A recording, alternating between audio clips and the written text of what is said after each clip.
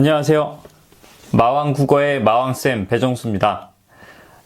오늘은 마왕의 서재떨이, 마왕의 서재에서 아무거나 골라서 우리가 함께 읽고 그 감상을 나눠보는 그런 시간을 갖도록 하겠습니다.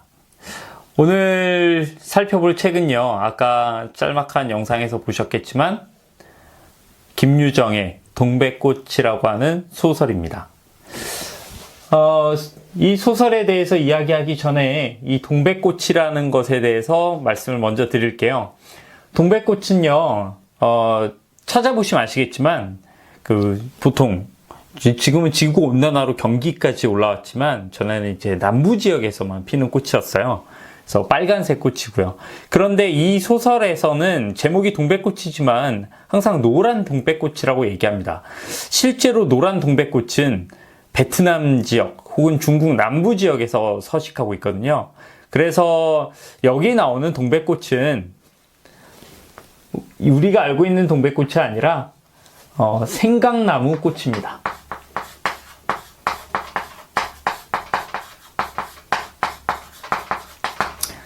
작가인 김유정은 강원도 등지에서 살았고, 김유정역이라는 역도 강원도에 있어요.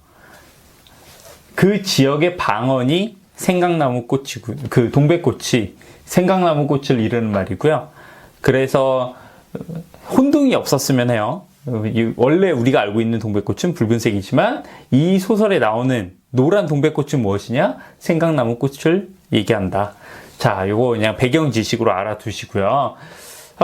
사건의 재구성, 그러니까 이 소설은 오늘부터 시작을 합니다. 오늘부터 시작을 해요. 그리고 그 다음에 4일 전, 소설에서 이제 나흘 전에 있었던 일이다 라고 얘기가 나오고, 그 다음부터는 시간의 흐름에 따라 쭉 진행이 되다가 다시 오늘로 돌아오게 됩니다. 이러한 구성을 가지고 있고요. 오늘 시작이 이렇게 됐습니다. 오늘도 우리 집 수탉이 막조이였다 라고 되어 있는데, 그 사건의 발달은 이렇습니다. 주인공, 둘 다 17살이에요. 주인공이 일을 하고 있는데, 그 주인집 딸인 점순이가 너희 감자 먹지 않을래? 라고 얘기했는데, 주인공은 됐다, 안 먹어 라고 얘기하니까 점순이가 화를 내는 거죠. 그리고 4일, 정확히는 이제 4일 동안 주인공을 괴롭히는 내용입니다. 어떻게 괴롭히느냐. 자, 맨 처음에 감자 먹지 않을래? 라고 했는데, 퇴짜 맞았어요. 그리고 화를 내면서 그 다음날 오후가 되자 주인공의 암탉을 때려줍니다. 그냥 때려요. 이렇게 잡고. 그리고 돌려받았죠. 주인공이 돌려받고, 그 다음에 수시로 주인공네 수탉이랑 점순이네 수탉이랑 싸움을 붙입니다. 점순이네 수탉은 소설의 표현에 따르면 대강이가 크고 아주 사납고 크게 생겼어요. 그런데 상대적으로 약한 주인공네 수탉이 아주 처참하게 당하고 맙니다. 그래서 주인공은 어디서 들은 말이 있어서 닭한테 고추장을 먹입니다.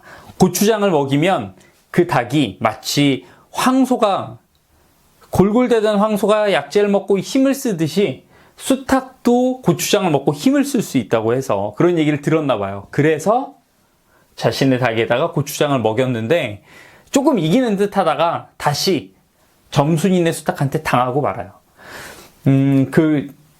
좀 더 고추장을 먹여보자. 그래서 과용했죠. 그러니까 수탉이 기절을 하고 오늘 아침에서야 정신이 든 겁니다. 근데 수탉이 계속 걱정되잖아요. 나무하러 갔다 또 와서 보니까 아니나 다를까 점순이의 풀피리 소리가 들리고 또 우리 집 수탉은 처참하게 당하고 있는 거죠. 화를 참지 못한 주인공은 그만 들고 있던 지게작대기로 점순이네 수탉을 때려서 죽여버립니다. 큰일 난 거죠.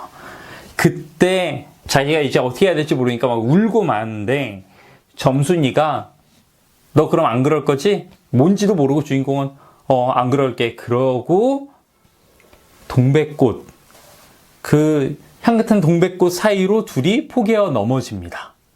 넘어지고 잠시 후에 점순이의 어머니가 인연이 바느질을 하다 말고 어디 갔어? 라고 부르자마자 서로 다른 쪽 방향으로 흩어지게 되는 것. 여기까지가 소설의 내용이에요. 네, 간단한 내용인데 여기에서 재밌는 것은 서술자가 바로 주인공 17살짜리 어수룩하고 늑된 남자라는 것이죠.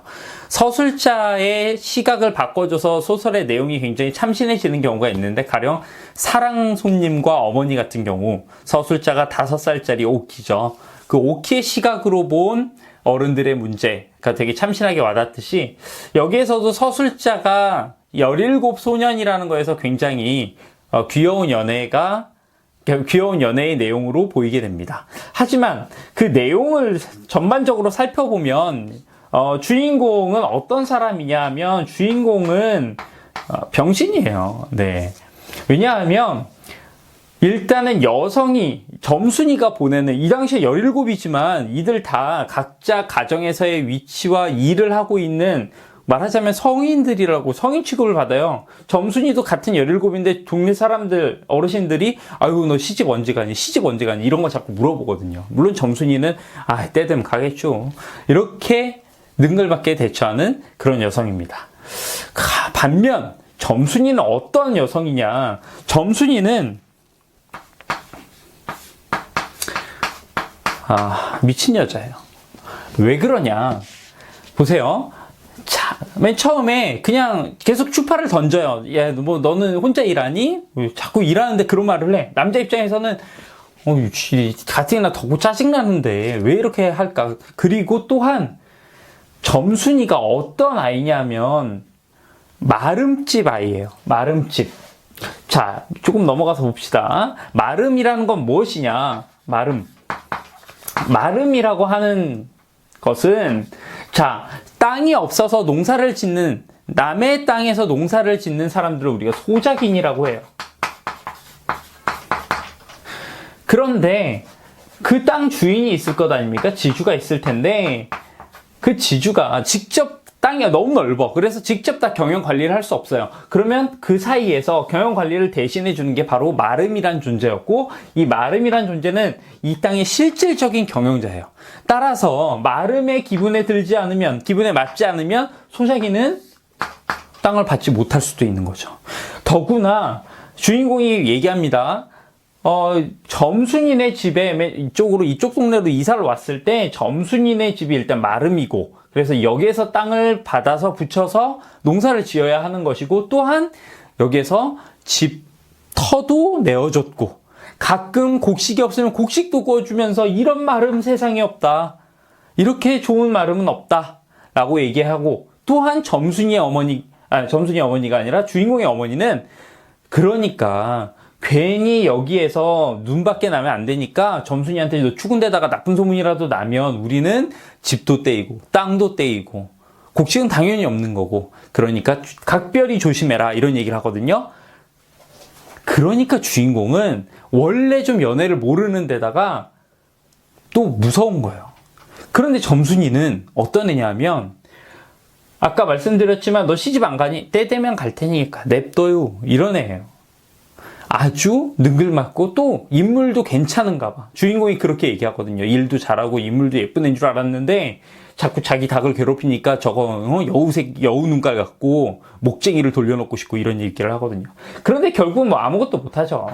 여자의 신호도 이해하지 못하고 그에 따른 적절한 대안도 없고, 그런데 점순이는 자신이 감자 줬는데 그거 안 받았다고 닭을 괴롭히고, 닭도 어떻게 괴롭히냐면 자신의 집으로 그 닭을 딱 가져와요. 그러니까 울타리를 못 넘어오잖아, 주인공이. 그 상태에서 암탉의 배를 막 치는 거예요.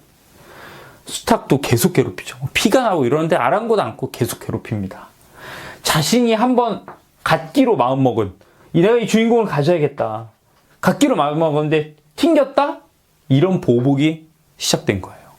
그 얼마나 잔인합니까? 이렇게 닭을 괴롭히면서 이 호드기가 풀피리예요. 풀피리를 불고 있어. 태연하게.